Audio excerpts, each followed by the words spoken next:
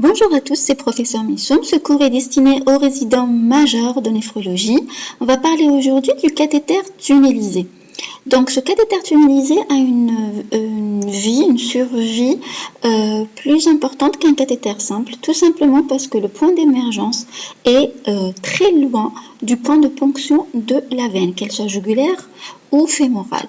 Ce qui fait une probable infection au niveau du point d'émergence est très loin, donc on a tout le temps de la traiter. Contrairement à un cathéter simple où le point d'émergence du cathéter est très proche de la veine. Donc, on risque d'avoir une infection sévère qui va se propager très rapidement. Les cathéters tunnelisés, généralement, peuvent durer jusqu'à 2 ans. Mais ma propre expérience m'a montré que plusieurs patients ont pu le garder pour des années. Il y a un patient qui l'a gardé 8 ans. Donc, pour faire un cathéter tunnelisé, on a besoin d'un minimum de matériel, déjà des compresses stériles, de la pédadine, de l'eau oxygénée, des gants stériles, des bistouris, un fil de suture, de l'héparine, de la xylocaïne, des seringues à 10 et des seringues à insuline. Donc, on utilise la seringue à insuline lorsque la peau est rigide ou bien que le patient est très sensible. Donc, on commence par anesthésier déjà les plans superficiels par la seringue à insuline, puis les plans les plus profonds avec les seringues à 10. Bien sûr, on aura besoin du cathéter et d'un champ stérile, ce qui va nous permettre d'être dans l'asepsie la plus totale. Donc, le cathéter, il y a des tailles, il y a plusieurs tailles. En Algérie, on a 2 tailles.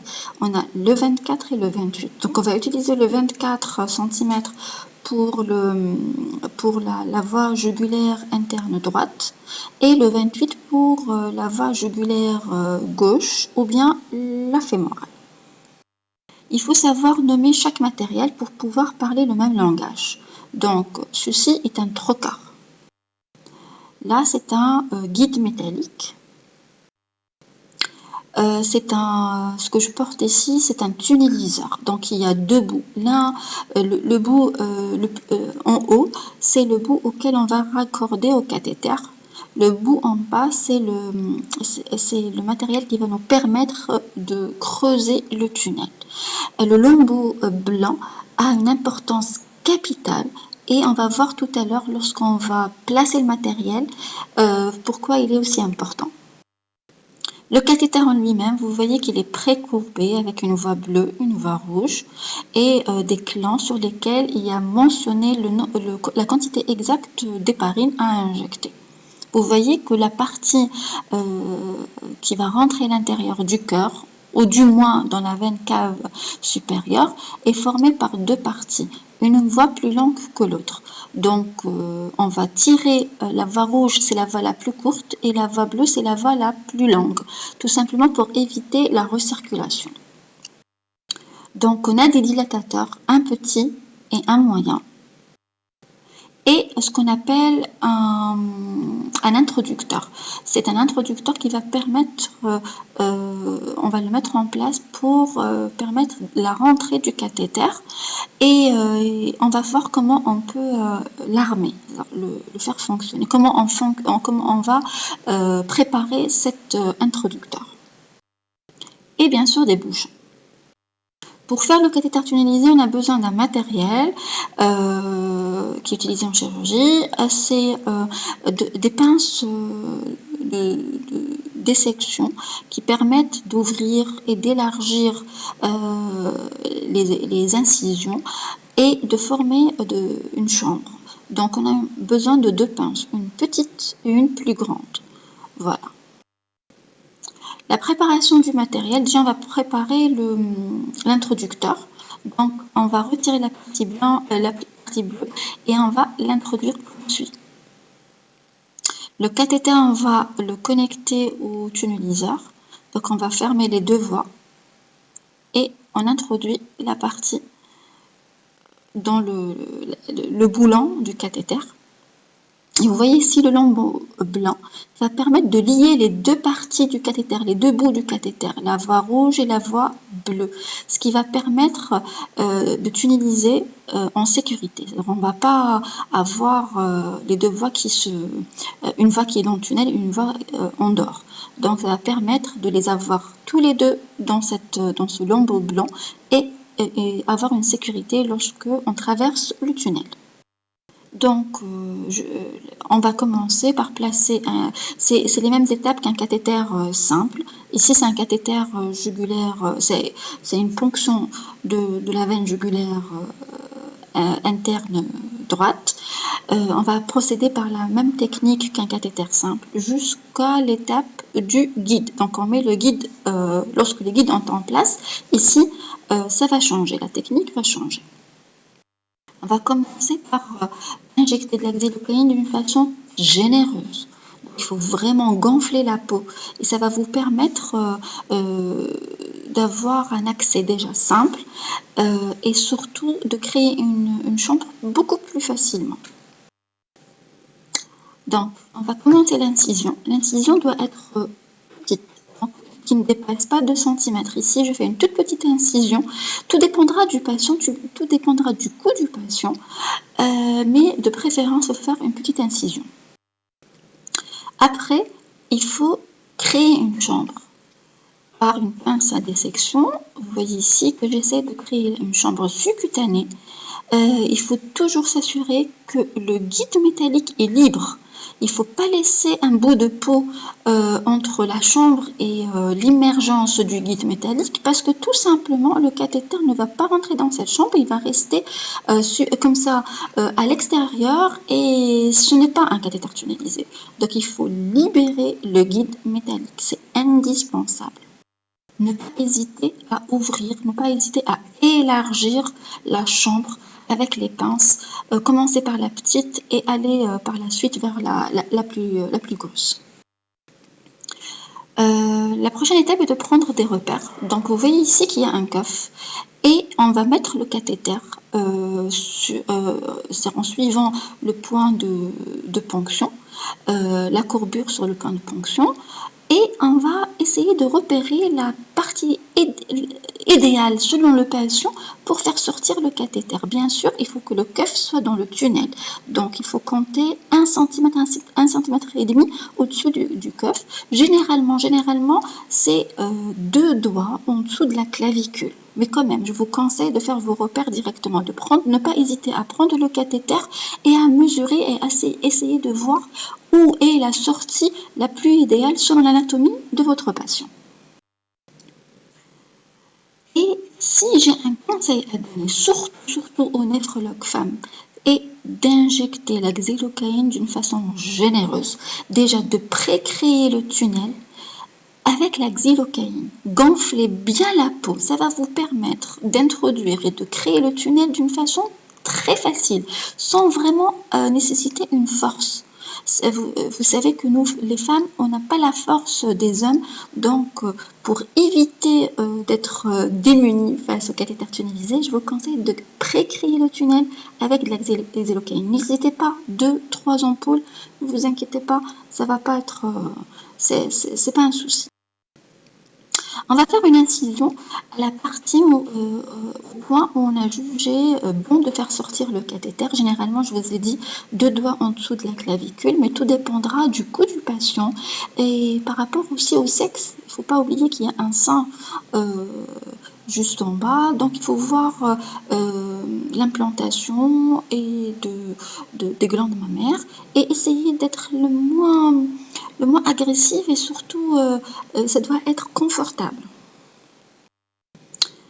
On va disséquer le point qu'on a créé, le petit point avec le bistouri, on va le disséquer, on va essayer d'élargir avec la pince. Et on va commencer la partie la plus importante qui est la tunnelisation. Donc on va prendre la partie du tunneliseur, on va l'introduire Vous voyez ici que je fais des mouvements de rotation, ce qui permet d'avancer. Regardez, je vais avancer très très vite. Ça va aller vite. Et l'aide, Monsieur Chinal, professeur Chinal, qui m'a fait l'honneur d'être mon aide sur ce geste, me reçoit de l'autre côté. Vous voyez que j'ai visé la partie externe de l'incision, donc un peu loin du guide métallique. Et il me reçoit pour éviter que je parte trop vite ou bien que je blesse le patient tout simplement. Donc, tunneliser en rotation dans un tunnel préformé par la xylocaïne en visant le bord externe de l'incision. Et pousser pour faire introduire le cuff. Et ici, quand on l'a introduit, il faut introduire le cuff, c'est indispensable, il doit être dans le tunnel. C'est lui qui va permettre de positionner et la stabilité du cathéter. Vous voyez ici, je vous montre que le cuff est dans le tunnel. Il faut s'assurer que la voie rouge est vers l'intérieur. C'est indispensable. L'orientation du cathéter est très importante. Donc la voie rouge est importante. Elle doit être du côté interne. La voie bleue vers le côté externe. C'est indispensable. Maintenant, quand le tunnel est créé, on va commencer à préparer la voie. Donc, on va dilater. D'abord, on commence par le petit dilatateur et puis par le moyen pour préformer le chemin du cathéter. Donc, on dilate avec des mouvements de rotation pour ne pas faire mal au patient. Et puis, on introduit l'introducteur doucement, mouvement de rotation, faire attention et le placer. Ça devra être facile. Essayez d'aller doucement. Puis on va retirer le bouchon bleu et le guide. Voilà. Donc ces cathéters-là, cette marque de cathéter a un dispositif anti-reflux. C'est-à-dire qu'il n'y a pas le sang, il y a des valves anti-reflux et ça empêche le sang de sortir. Vous voyez ici qu'on est à l'aise. Une étape cruciale, c'est d'introduire le cathéter. Ici, vous avez absolument besoin d'un aide. Donc, on introduit en faisant très attention que la partie rouge est à l'intérieur. Attention, il faut bien orienter son cathéter. Et un aide va vous aider en cassant l'introducteur qui est pelable. Vous vous introduisez par le doigt, comme ici montré, et l'aide pèle l'introducteur. Voilà. Et vous regardez, vous assurez de la courbure avec vos doigts. En fait, vous la sentez comme ça sous la peau. Voilà. Et la partie fatidique est de vérifier le cathéter. Il faut que ça soit facile. On vérifie les deux fois.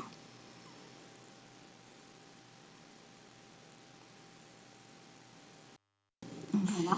Après, il faut bien rincer le cathéter. N'oubliez pas qu'il est long.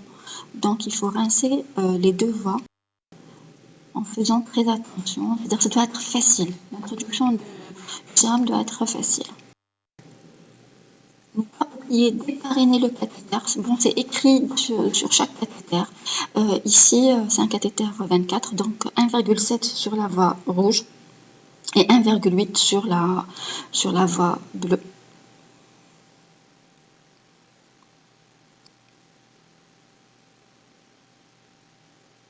Voilà. Et puis, on met les bouchons. Voilà. Après cette étape, on va mettre des points de suture. On va fermer la plaie, là où il y a la courbe du cathéter. Il faut faire très attention en suturant pour ne pas toucher ou blesser le cathéter. Il faut s'aider d'une pince et fermer d'une façon avec des points rapprochés pour éviter les éventuels saignements. Alors pour le point d'émergence, comme je fais de très petites incisions et que je dilate, généralement j'ai pas besoin de faire un point de suture au point d'émergence, mais tout dépendra de la peau du patient. Après, je vais fixer le cathéter à la peau grâce au papillon blanc. Donc on le fixe comme le cathéter simple. Voilà, il faut s'assurer de fermer toutes les voies d'entrée. Donc à l'incision, avec un pansement. Ici, j'ai utilisé un hémostatique parce que le patient allait voyager après la pose du cathéter. Et il faut faire un pansement le plus stérile possible, le fermer correctement et s'assurer du bon nettoyage. Et surtout, ne pas oublier de faire un téléthorax après le cathéter, tout simplement pour vérifier que la courbure est parfaite, que le cathéter est à l'intérieur de l'oreillette droite. Vous voyez ici que la courbe est comment vous dire, elle est bien faite, et il n'y a pas de plicature, et c'est le seul garant que le cathéter va marcher. Voilà, j'espère que je vous ai donné une idée bien précise du cathéter tunnelisé. Je vous ai donné des étapes et des astuces, surtout pour les femmes. J'espère que ça ne va pas être un frein pour les femmes néphrologues. Essayez juste de pré-créer le tunnel avec de la xylocaïne. Vous allez voir que ça va aller très vite et il n'y aura pas beaucoup de résistance. Allez dans un mouvement de rotation et tout va aller pour le mieux. Donc, j'espère que c'est clair et à la prochaine, Inch'Allah.